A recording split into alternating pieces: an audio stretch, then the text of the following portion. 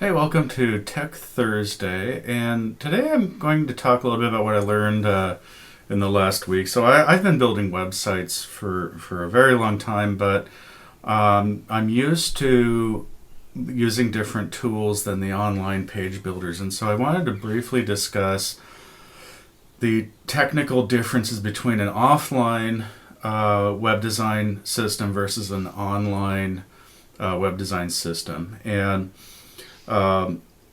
the different one of the key differences, actually, that my brother had helped me figure out how to explain this, is that the online page builders, everything is contained within that web page.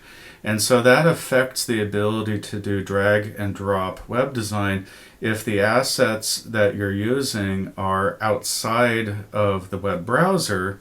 It's not necessarily easy to drag them into a web page and drop them into a position where I'm using more traditional tools like Rapid Weaver, Dreamweaver, or coding things. It's a different process because you can manipulate things as you think of them. But with the online page builders, you actually have to plan all the assets ahead of time. That means that images have to be already sized properly or optimized.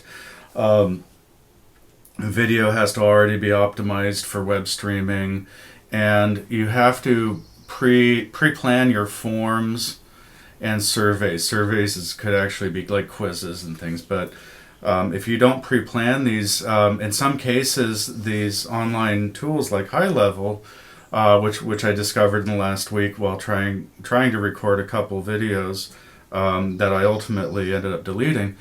The problem was that I had to actually leave the design process of the page because I couldn't just drop form fields where I wanted them. Instead, I had to go out and around into the form section of the tool, create the forms, and that ended up posing a whole other set of questions that I had not thought of.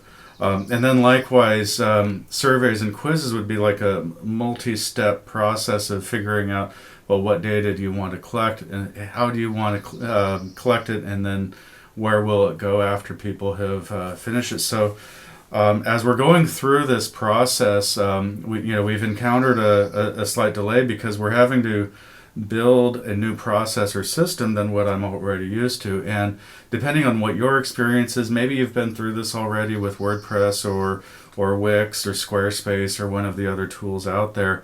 But for me, it was actually something new, and I wanted to share that with you. So we're pre-planning all of these pieces.